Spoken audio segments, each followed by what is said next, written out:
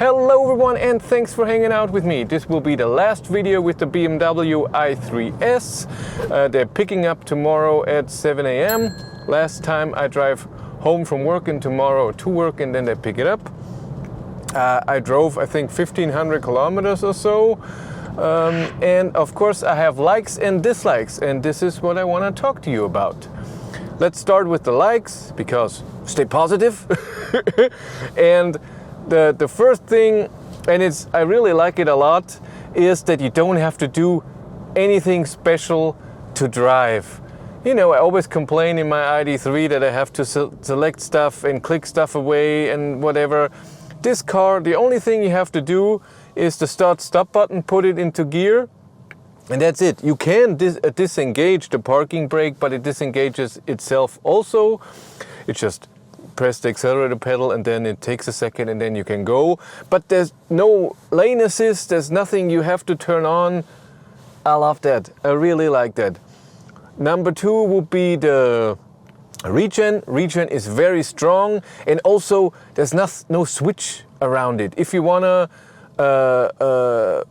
not use regen while driving, I don't even know how to do that. I always have regen on, I like it, I put it into drive and it does it, and that's what I want to. There's no switching between D and B and whatever, it just goes. It's really nice. Third thing is the cruise control. But important here is, first of all, famously i3 has a problem with adaptive cruise control. When the sun is shining right into this camera, then it doesn't work. Guess no radar.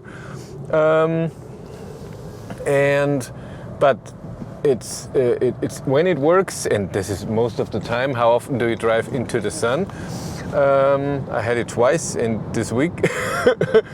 But when it works really nicely, and especially when you are in eco, then it's very gradual how it accelerates and how it slows down with the traffic. In sport and in comfort, it's a bit too, I know, it's not as smooth, but in eco, it's really nice. I like that a lot.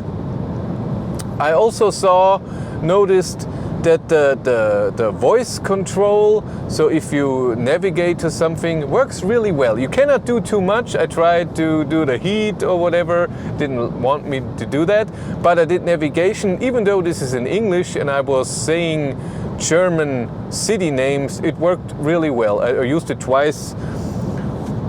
I'm okay with that. I like that 50 kilowatt DC charging works really nicely, and even up to, I think it was 88%, that it charges with 49 kilowatt, always 125 amps, and then it slows down, so that's really nice. So you can charge really fast even at a high state of charge. The seats I like as well. They're really good, they're a bit firm, but they're still okay. I drove many hours this Sunday and it was no problem, even though it doesn't have lumbar support, but I don't need it. But now let's get to the things that I don't like about this car. Number one, really annoying, is the E-sound. The E-sound is really loud. E-sound is really loud inside the car. So I'm guessing it comes out of the speakers in here, and it even makes a horrible whining noise when you're standing. So if the car in start, you're driving, you're stopping at a light, and it still does it the whole time. The suicide doors, I'm sorry, I don't get the benefit of it. When you have something in the back seats, it's easier to get it, that's true, but to get in and out is almost like a two-seater. If you are in a garage with the car and need something from the back seats and you have to open the front door to open the rear doors, it's just almost impossible to get anything. The trunk is really high because the batteries are under there. I think so. I think I saw something that looked like a battery. So it's really high, but it's not as small as I thought. The control of the infotainment system with this button and It works okay if you don't have to write anything and you have to go through a lot of menus and everything, but for navigation this is just useless. You use voice control. The lights are weird. It seems like, and I've been flashed a few times, that the light is extremely high and it's blinding people driving in front of me and people coming towards me, and I didn't have the high beams on. The infotainment system is okay. It gives you a lot of information. It's a bit sad that there's only 2 trips and that's it, and you have to go through sub menus to reset them.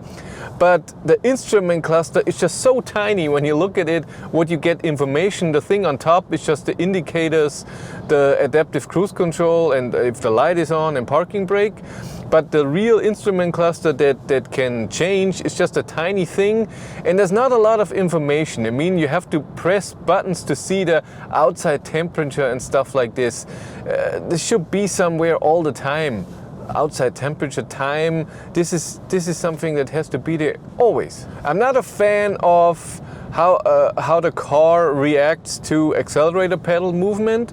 So if you floor it, it takes half a second till it does something, and when you're taking the foot fully off, regen comes in very slowly. So it's not like you're okay, you have to slow down a bit, go off the accelerator pedal and you slow down. It just takes a bit. There's always a delay. But I think that's it. It's still an okay car. Range is okay. Charging is okay. It drives okay.